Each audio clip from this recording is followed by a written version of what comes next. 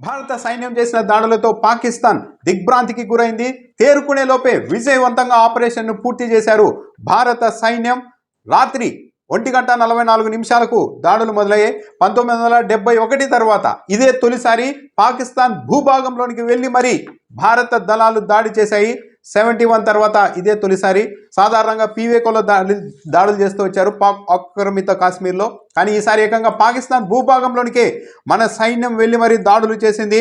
పాకిస్తాన్ భూభాగంలో 4 చోట్ల, పీఓకేలో 5 చోట్ల దాడులు నిర్వహించారు. పాకిస్తాన్లోనికి వెళ్ళి మరి 4 చోట్ల దాడులు చేయడం అన్నది పాకిస్తాన్ జీర్ణించుకోలేకపోతుంది. ఆపరేషన్ సింధూర్లో ఎంతమంది టెర్రరిస్టులు చనిపోయారన్న దానిపైన కూడా భిన్నమైన కథనాలు వస్తున్నాయి. 10ల సంఖ్యలోనే టెర్రరిస్టులు హతమైనట్టుగా చెప్తున్నారు. ఇండియా టుడే రిపోర్ట్ ప్రకారం ఏకంగా 80 మంది ఉగ్రవాదులు ఈ దాడుల్లో హతమయ్యారని చెప్తున్నారు.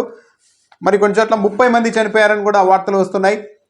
ఈరోజు ఉదయం 10 గంటలకు రక్షణ శాఖ MEA సంయుక్తంగా ఒక మీడియా సమావేశం నిర్వహించనున్నారు. ఈ మీడియా సమావేశంలో ఈ దాడులకు సంబంధించి మరిన్ని వివరాలను వివరించే అవకాశం ఉంది. 4 చోట్ల జైషే మహమ్మద్, 3 లష్కరే తోయిబా ఉగ్రవాద స్థావరాలపైన దాడులు చేశారు. 2 చోట్ల హిజ్బుల్ ముజాహిద్దీన్ స్థావరాలపైన భారత సైన్యం దాడులు చేసింది. అయితే భారత సైన్యం ఏకంగా పాకిస్తాన్లోనికి వెళ్ళి మరి దాడులు చేసినప్పటికీ కూడా పాక్ ఆర్మీ, పాక్ డిఫెన్స్ వ్యవస్థ ఈ దాడుల్ని గుర్తించలేకపోయింది. తేరుకునే లోపే ఈ ఆపరేషన్ ముగిసిపోయింది. దాదాపు 200 ఎకరాల్లో ఈ ఉగ్రవాద శిబిరాలన్నీ ఉన్నట్టుగా చెబుతూ ఉన్నారు. 9 చోట్ల, మొత్తం 9 చోట్ల ఉగ్రవాద శిబిరాలపైన భారత సైన్యం దాడి చేసింది. త్రివిధ దళాలు సంయుక్తంగా ఈ ఆపరేషన్ను విజయవంతంగా నిర్వహించాయి. దాడులపై ఎక్స్ వేదికగా రక్షణ శాఖ మంత్రి స్పందించారు. పలువురు మంత్రులు, దేశంలోని రాజకీయ నాయకులు స్పందిస్తున్నారు. అంతా జై హింద్ అంటూ ఈ దాడుల్ని స్వాగతిస్తూ ఉన్నారు. భారత ప్రభుత్వం, భారత సైన్యం చేసిన ఈ ఆపరేషన్ను కీర్తిస్తూ ఉన్నారు. నియంత్రణ రేఖ వద్ద ఈ దాడులు జరిగిన వెంటనే ఇక పాకిస్తాన్ దిగ్భ్రాంతికి చెందింది. తమ భూభాగంలోనికి వచ్చి 4 చోట్ల దాడులు చేసి వెళ్ళినా ఏమీ చేయలేని పరిస్థితుల్లో భారత దాడులతో పాకిస్తాన్ ఉక్కిరిబిక్కిరవుతోంది. ఏం చేయాలో తెలియక నియంత్రణ రేఖ వెంబడి కాల్పుల విరమణ ఒప్పందాన్ని పాక్ సైన్యం ఉల్లంఘించి మరీ కాల్పులు జరుపుతూ ఉన్నారు. ఈ కాల్పుల్లో పూంచ్, రాజౌరి సెక్టార్లో కాల్పులు జరిపారు. 3 భారత పౌరులు ఈ కాల్పుల్లో మరణించారు. దాడుల నేపథ్యంలో భారత ప్రభుత్వం మరింత అప్రమత్తమైంది.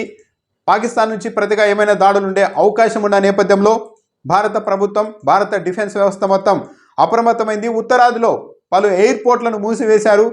తమ ఆదేశాలు మళ్ళీ వచ్చే వరకు ఈ ఎయిర్పోర్ట్లను మూసి ఉంచాల్సిందిగా కేంద్ర ప్రభుత్వం ఆదేశించింది. జమ్మూ, ధర్మశాల, లేహ్, అమృత్సర్ విమానాశ్రయాల్ని మూసివేశారు. శ్రీనగర్ విమానాశ్రయాన్ని పూర్తిగా తన ఆధీనంలోనికి తీసుకుంది. శ్రీనగర్ నుంచి పౌర విమానాలు రాకపోకల్ని నిలిపివేశారు. తదుపరి ఆదేశాలు వచ్చే వరకు ఈ ఎయిర్పోర్ట్లను మూసి ఉంచాల్సిందిగా ఆదేశాలు ఇచ్చారు. అటు పాకిస్తాన్ కూడా లాహోర్, సియాల్కోట్లో తమ విమానాశ్రయాల్ని మూసివేసింది. అయితే 1971 తర్వాత భారత సైన్యం ఏకంగా పాకిస్తాన్ భూభాగంలోనికి వెళ్ళి మరీ దాడి చేయడం అన్నది ఇదే తొలిసారి. ఇదివరకు సర్జికల్ స్ట్రైక్స్ ఇవన్నీ పీఓకేలో జరిగాయి. ఈసారి మాత్రం ఏకంగా పాకిస్తాన్ భూభాగంలోనికి వెళ్ళి మరీ దెబ్బ కొట్టారు. మాతో పెట్టుకుంటే ఇలాగే ఉంటుందని మరోసారి స్పష్టమైన సంకేతాల్ని భారత ప్రభుత్వం ఇచ్చింది. ఈ ఆపరేషన్ను రాత్రి ప్రధాని నరేంద్ర మోడీ స్వయంగా పర్యవేక్షించారు. ఈ దాడులపైన భారత ప్రభుత్వం ఉగ్రవాద శిబిరాలపైన చేయించిన దాడుల్ని పలువురు నాయకులు స్వాగతించారు. MIM అధ్యక్షుడు అసదుద్దీన్ ఓవైసీ స్పందించారు.